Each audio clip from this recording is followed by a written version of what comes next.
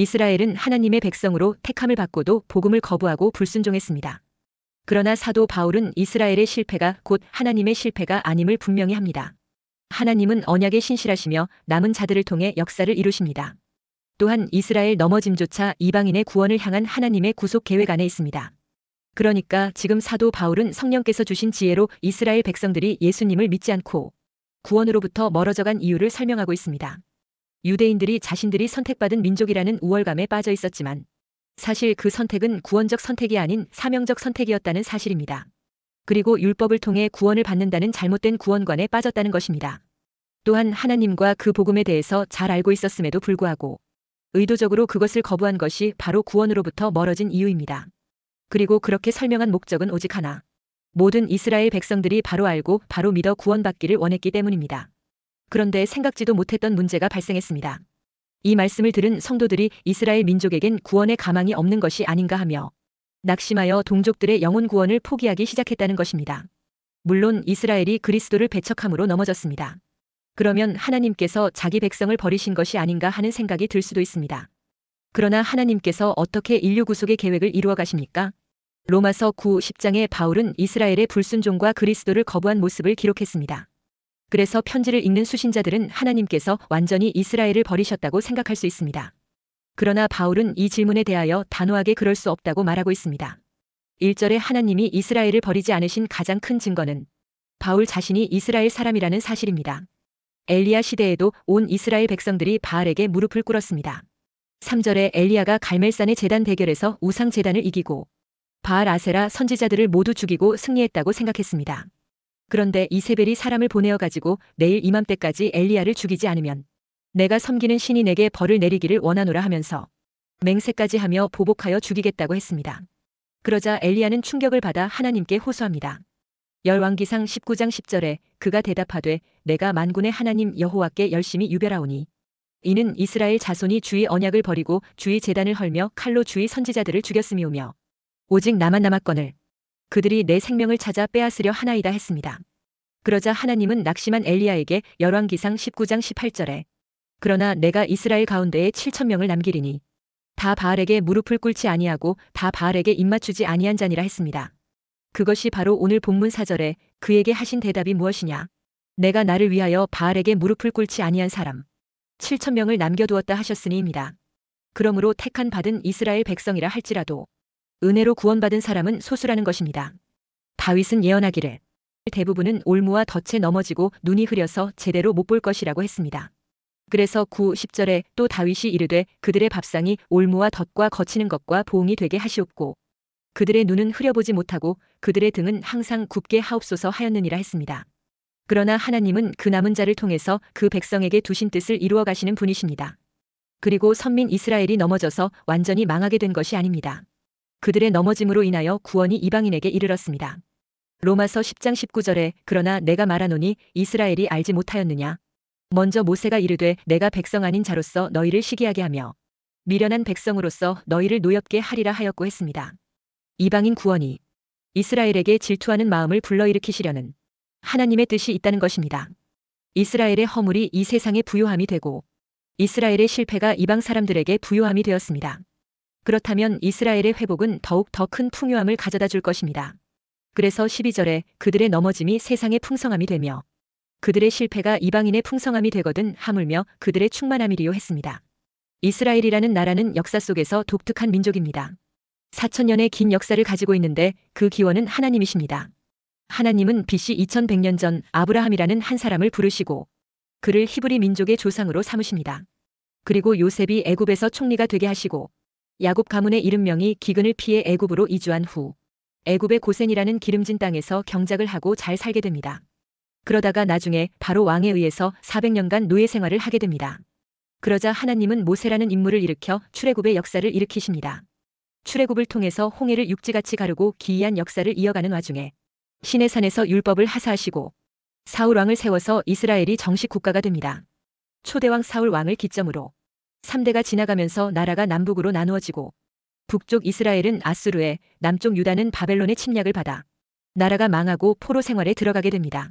BC 538에서 BC 432년에 포로지에서 자원하는 남은 자들이 바벨론 포로 생활을 끝내고 예루살렘을 돌아와 성전과 성벽을 재건합니다. 그러나 그 후 400여 년의 기간 동안 이스라엘은 또다시 내분에 휩싸이게 됩니다. 그리고 하나님이 오시고 난 이후 AD 70년에는 수도 예루살렘이 로마의 티투스 장군에 의해 함락되고 예루살렘 성이 흔적도 없이 역사 속에서 사라지고 맙니다. 나라가 해체되면서 대부분의 유대인들은 본토를 떠나 유럽과 아시아의 여러 나라로 흩어져 유랑 민족의 세월을 보냅니다. 그리고 1940년대에는 나치 독일에 의해서 600만 명이 대학살을 당하는 끔찍한 역사를 겪게 됩니다. 그러나 1948년 시온주의 운동으로 영국의 도움을 받아 지금의 이스라엘 나라를 인정받고 1967년부터 예루살렘과 본토 주요 지역에 많은 사람들이 돌아오게 됩니다. 그러니까 1948년 이후에 수백만의 유대인들이 전 세계로부터 돌아와서 실제적인 국가가 형성이 되어 종말에 이르게 된 것입니다. 이스라엘은 독특하게도 역사 속에서 몇 번 사라졌다 다시 나타나기를 반복했습니다. 그리고 신약시대 이후에는 거의 2000년 동안 나라가 사라져 형체도 없다가 다시 세워진 것은 역사 속에서도 찾아보기 힘든 일입니다. 그리고 이 유대인들은 지금도 어느 나라에 살든지 유대인이라는 정체성이 뚜렷합니다. 유랑과 핍박, 학살과 수많은 침략 속에서도 살아난 역사 속에는 어떤 섭리가 숨어 있습니다. 지금도 이스라엘은 인구 600만 정도의 아주 작은 나라지만 노벨상 수상자들의 30%가 유대인이고 사실상 미국의 돈줄을 쥐고 세계 경제에서 중요한 역할을 하고 있다는 것은 잘 알려진 사실입니다. 역사 속에서 알려진 인물인 예수님을 제외하고라도 공산주의 혁명가인 칼 막스, 정신분석학자인 프로이드, 상대성 이론으로 자연과학에 지대한 영향을 끼친 아인슈타인, 이들 모두가 유대인입니다. 이스라엘은 우리와 거리가 먼 나라이고 별 상관없다고 지나쳐버리고 싶지만 성경을 읽을 때마다 늘 마주치는 나라가 이스라엘입니다. 하나님은 이스라엘이라는 나라를 세우셨고 이들을 역사 속에서 구원의 도구로 계속 사용해 오셨던 것입니다. 그런 면에서 우리는 유대인들의 덕을 많이 입은 자들인 것입니다. 그런 의미에서 세상 모든 사람들은 유대인들에게 영적인 빚을 진 자들인 것입니다. 그래서 하나님은 예루살렘을 축복하라고 말씀하고 있습니다. 시편 122편 6절에서 9절에 예루살렘을 위하여 평안을 구하라. 예루살렘을 사랑하는 자는 형통하리로다. 내 성 안에는 평안이 있고 내 궁중에는 형통함이 있을지어다. 내가 내 형제와 친구를 위하여 이제 말하리니 내 가운데에 평안이 있을지어다.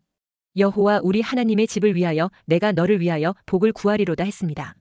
이스라엘을 상징하는 예루살렘은 성전이 있던 자리로서 하나님의 임재의 중심입니다. 예루살렘은 단순한 도시가 아니라 하나님의 이름을 두신 곳이었습니다. 그리고 예루살렘의 평안은 곧 하나님의 백성 전체의 평안을 상징합니다. 그리고 예루살렘을 사랑하는 마음은 곧 하나님을 사랑하는 마음인 것입니다. 신약에서는 교회가 예루살렘에서부터 시작되었습니다. 그리고 예루살렘은 하늘의 새 예루살렘과 연결됩니다. 혹자는 성경의 이스라엘과 예루살렘이 오늘날에는 교회로 대체되었다는 대체신학을 주장합니다. 그래서 육적인 유대인들을 위한 감사한 마음이나 위에서 기도하며 귀하게 여기는 마음을 거두는 자들이 있습니다. 그러나 예수님 재림도 예루살렘 동쪽에 있는 감난산으로 오십니다. 그리고 그 감난산에 예수님이 두 발로 서실 것입니다. 그러므로 우리는 대체신학에 속지 말고 여전히 아브라함의 후손 유대인과 그 나라를 평안을 위해 중보기도하며 복음의 땅 끝인 예루살렘을 위해 축복하며 기도해야 합니다. 그것이 성경적입니다. 첫째, 하나님의 구원 계획은 인간의 불순종에도 불구하고 변하지 않습니다. 하나님은 결코 자기 백성을 버리지 않으시는 분이십니다. 본문 1절에 그러므로 내가 말하노니 하나님이 자기 백성을 버리셨느냐? 그럴 수 없느니라. 나도 이스라엘인이요 아브라함의 씨에서 난 자요 베냐민 지파라 했습니다. 하나님은 언약에 신실하신 분이십니다. 하나님이 약속하신 말씀에는 언제나 성실하게 지키시는 하나님이시라는 겁니다. 그러므로 인간의 불순종이 하나님의 계획을 무너뜨리지 못합니다. 바울 자신이 이스라엘인이었는데 하나님을 대적하는 길을 갔었으나 하나님의 은혜로 회개하게 만들어 구원받게 하셨으니 불순종하는 자에게도 은혜를 베푸시는 증거라는 겁니다. 1절에 나도 이스라엘인이요 아브라함의 씨에서 난 자요 베냐민 지파라 했습니다.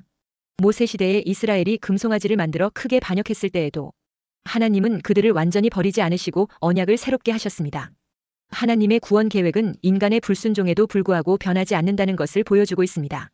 그래서 디모데후서 2장 13절에 우리는 미쁨이 없을지라도 주는 항상 미쁘시니 자기를 부인하실 수 없으시리라 했습니다. 우리가 연약하고 실패할 때에도 하나님은 언약에 신실하신 분임을 믿어야 합니다. 본문 2절에 하나님이 그 미리 아신 자기 백성을 버리지 아니하셨나니 너희가 성경이 엘리야를 가리켜 말한 것을 알지 못하느냐 했습니다. 하나님은 미리 아신 자기 백성을 절대로 버리지 않습니다. 사무엘상 12장 22절에 여호와께서는 너희를 자기 백성으로 삼으신 것을 기뻐하셨으므로 여호와께서는 그의 크신 이름을 위해서라도 자기 백성을 버리지 아니하실 것이요 했습니다. 또한 요한복음 10장 28절 29절에 내가 그들에게 영생을 주노니 영원히 멸망하지 아니할 것이요 또 그들을 내 손에서 빼앗을 자가 없느니라. 그들을 주신 내 아버지는 만물보다 크심에 아무도 아버지 손에서 빼앗을 수 없느니라 했습니다. 하나님께서 작정하시고 택하신 백성을 버리신 적이 한 번도 없습니다. 한 번 택하신 롯을 소돔과 고모라 성에서도 구원해 주셨으며 노아의 때에 죄악의 파도가 온 세상을 오염시켰을 때도 하나님의 택함 받은 노아와 그의 8식구를 40주야의 홍수 가운데서 건져주셨습니다. 그뿐입니까? 이방 여인 라합을 보십시오. 여리고 성이 함락될 때 하나님은 라합의 온 집안 식구들의 머리카락 하나 상하지 않게 보호해 주셨습니다. 오늘 이 자리는 택함 받은 성도들이 모인 자리입니다. 성도란 구별하여 불러낸 자입니다. 어디서 구별했습니까? 마귀와 죄악과 저주와 사망에서 구별했습니다. 아직도 우리가 모르는 하나님의 택함 받은 백성들이 세상에는 많이 있습니다. 하나님은 자신의 백성인 그들을 절대로 사탄에게 내어주지 않습니다. 그런데 예정된 택함 받은 자라 할지라도 주님의 때가 있습니다. 우편 강도는 죽음 직전에 불러주셨습니다. 지금 세상에서 하나님을 까맣게 잊어버리고 무시해버리고 살아가는 사람들 가운데서도 주님의 택한 백성이면 분명히 하나님 앞에 돌아올 날이 있습니다. 주님은 자신의 택한 백성들을 위하여 기도시키고 전도시키고 그래도 돌아오지 않으면 질병을 통해서 사업의 부도를 통해서 아니면 갑자기 큰 사고를 통해서라도 하나님의 백성을 하나님 편으로 불러주신다는 사실을 믿으시기를 바랍니다. 하나님께서 예비해 놓은 남은 자들은 반드시 구원하시는 하나님이십니다. 우리도 그 남은 자들을 주께로 이끄는데 쓰임 받아야 할 것입니다. 둘째, 하나님의 뜻은 다수에 있지 않고 은혜로 택하심을 입은 남은 자를 통해 이루어집니다. 하나님은 바알에게 무릎을 꿇지 아니한 사람 7,000명을 남겨두시는 분이십니다. 3, 4절에 주여 그들이 주의 선지자들을 죽였으며 주의 제단들을 헐어버렸고 나만 남았는데 내 목숨도 찾나이다 하니 그에게 하신 대답이 무엇이냐? 내가 나를 위하여 바알에게 무릎을 꿇지 아니한 사람 7,000명을 남겨두었다 하셨으니 했습니다. 엘리야의 생각에 하나님을 섬기는 충성된 자들은 다 죽임을 당하고 자신 혼자만 남은 줄 알았습니다. 뿐만 아니라 하나님께서 전 이스라엘을 버리신 줄 알았습니다. 이렇게 엘리야는 혼자 남았다고 절망했지만 하나님은 남은 자 7,000명을 준비해 두셨습니다. 하나님은 소수의 남은 자를 통해서도 자신의 역사를 이루십니다. 엘리야의 눈에는 이스라엘 백성이 몽땅 우상 숭배에 빠진 것처럼 보였지만 그게 아니었습니다. 바알에게 입맞추지 아니한 그러니까 바알 앞에 무릎 꿇지 아니한 경건한 사람 7,000명을 하나님께서 남겨놓으셨다는 것입니다. 전 이스라엘 백성이 하나님을 떠났어도 7,000명의 충실한 성도들이 있었습니다. 이스라엘 전체가 부패하고 우상에 빠졌을 때도 하나님은 그 안에 7,000명의 참 성도를 구별해 놓으셨습니다. 이 7,000명이 신앙의 그루터기입니다. 이 택함 받은 소수의 무리가 사명을 다할 때 세상은 달라집니다. 하나님은 적은 소수의 사람들을 통하여 하나님의 큰일을 담당하게 하십니다. 기드온의 300명의 용사가 메뚜기같이 많은 미디안 군대를 무너뜨렸습니다. 하나님은 적은 수를 사용하십니다. 오늘날 교회가 세상 속에서 소수처럼 보여도 하나님은 남은 자를 통해 구원의 역사를 이루십니다. 누가복음 12장 32절에 적은 무리여 무서워 말라. 너희 아버지께서 그 나라를 너희에게 주시기를 기뻐하시느니라 했습니다. 그리고 5절에 그런즉 이와 같이 지금도 은혜로 택하심을 따라 남은 자가 있느니라 했습니다. 그러면 이 시대의 남은 자는 누구입니까? 은혜로 택함을 받아 예수를 믿고 구원을 받은 사람들이 바로 남은 자입니다. 사도 바울은 이 남은 자의 사상을 이야기를 하면서 남은 자의 증거로 바로 자기 자신을 예로 들고 있습니다. 핍박자가 복음 전도자가 되었다는 것입니다. 그런데 우리가 예수 믿는 자가 되어 남은 자가 되었다는 것은 전적으로 하나님의 은혜입니다.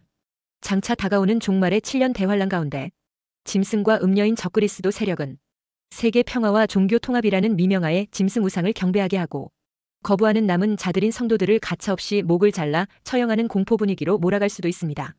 만약 이런 공포스런 환란에 앞서 휴거되는 일이 없다면 이런 환란을 통과해야 할 수도 있습니다. 이런 상황에서 죽음을 두려워하지 않고 짐승 우상에 절하는 것을 거절하고 하나님을 믿는다는 것은 정말 하나님의 은혜가 아니면 도저히 있을 수 없는 일입니다. 우리가 하나님을 믿는 것 자체가 하나님의 은혜이지만 특히 누구 신상에게 절하지 않으면 풀무불에 넣겠다고 하는 것과 같은 시험이 온다면 우리에게 그리 아니하실지라도의 믿음과 은혜가 있어야 합니다. 다니엘 3장 16절에서 18절에 사드락과 메삭과 아벳느고가 왕에게 대답하여 이르되 느부갓네살이여 우리가 이 일에 대하여 왕에게 대답할 필요가 없나이다. 왕이여 우리가 섬기는 하나님이 계시다면 우리를 맹렬히 타는 풀무불 가운데에서 능히 건져내시겠고 왕의 손에서도 건져내시리이다. 그렇게 하지 아니하실지라도 왕이여 우리가 왕의 신들을 섬기지도 아니하고 왕이 세우신 금 신상에게 절하지도 아니할 줄을 아옵소서 했습니다. 만약 우리에게 짐승 우상에 강제로 경배하는 것을 강요하는 시대가 온다면 하나님이 우리를 순교의 세대로 부르신 것을 믿어야 합니다. 그리고 그리 아니하실지라도의 믿음과 은혜가 부어지도록 성령 충만한 은혜 가운데로 나아가야 할 것입니다. 남은 자는 어떤 일이 있어도 끝까지 믿음을 지키고 믿음을 따라 사는 자들입니다. 엘리야 시대에 하나님이 남겨두신 7,000명은 비록 이름은 알려지지 않고 어디에서 무슨 일을 하였는지 알 수 없습니다. 그러나 한 가지 분명한 사실은 그들은 아합과 이세벨이 그렇게 강압적으로 바알을 섬기고 아세라를 섬기라고 강요하는 상황에서도 하나님을 떠나지 않고 바알에게 무릎을 꿇지 않았다는 것입니다. 그렇게 볼 때 남은 자는 그렇게 유명한 자가 아니어도 괜찮습니다. 엄청나게 큰 일을 하지 않아도 괜찮습니다. 남은 자가 할 일은 어떤 형편과 위협에서도 끝까지 굴하지 않고 믿음을 지키며 하나님을 섬기는 자들입니다. 바울은 남은 자의 처지가 엘리야와 그 당시 남겨둔 7,000명과 같다고 말합니다. 엘리야와 당시 남겨둔 7,000명은 어떤 처지에 있었습니까? 그들은 박해받는 처지에 있었습니다. 엘리야만 박해받은 처지가 아니라 7,000명도 박해를 받았다는 것입니다. 그리고 엘리야만 여호와를 섬기는 것이 아니라 그 7,000명도 고난 중에 여호와 하나님을 섬기는 자들이었습니다. 그리고 그 남은 자들은 신앙의 기초가 같습니다. 바알에게 절하지도 굽히지도 않은 신앙의 절개가 같았습니다. 우리나라 초대교회 때 일본 압제 하에 있을 때 신사참배를 절대 거부하다가 감옥에 갇혔던 신앙의 절개자 주기철 목사님 같이 신앙의 절개를 지키는 자가 된다는 것입니다. 그런데 오늘날 우리는 신앙의 절개가 쉽게 무너지고 있습니다. 돈에 신앙의 절개를 빼앗기고 명예와 세상 분위기에 신앙의 절개를 빼앗기고 내주어 주일을 범하는 성도들이 많습니다. 주일 성수하는 것 하나도 제대로 사수하지 못하는 절개의 수준으로 목을 참수하는 희생을 요구하는 저들을 상대로 과연 믿음과 신앙을 지킬 수 있겠느냐는 문제 앞에 서게 됩니다. 하나님은 우리의 신랑이시고 우리는 그의 신부입니다. 신랑 신부의 절대 가치는 정절에 있습니다. 그러므로 우리도 하나님에 대한 변치 않는 신앙의 절개를 잘 지켜야 합니다. 셋째, 이스라엘이 복음을 거부했지만 오히려 이방인에게는 복음의 문이 열렸습니다. 12절에 그들의 넘어짐이 세상의 풍성함이 되며 그들의 실패가 이방인의 풍성함이 되거든 하물며 그들의 충만함이리요 했습니다. 이스라엘은 복음을 거부했지만 그 실패를 통해 이방인에게 복음의 문이 열렸습니다. 요셉이 형제들에게 애굽의 노예로 팔린 사건은 인간에게는 악한 일이었지만 하나님은 그것을 도리어 구원의 도구로 사용하셨습니다. 창세기 50장 20절에 당신들은 나를 해하려 하였으나 하나님은 그것을 선으로 바꾸사 오늘과 같이 많은 백성의 생명을 구원하게 하시려 하셨나니 했습니다. 이스라엘이 복음을 거부함으로 인해 이 복음이 온 이방에 전파되었고 전 세계로 퍼져나갔습니다. 그러나 하나님은 이스라엘을 영원히 버리신 것이 아니라 다시 회복하실 계획을 가지고 계십니다. 우리의 실패와 세상의 혼란 속에서도 하나님의 구속 계획은 진행되고 있으며 그 안에 우리를 사용하십니다. 7절에 그런즉 어떠하냐?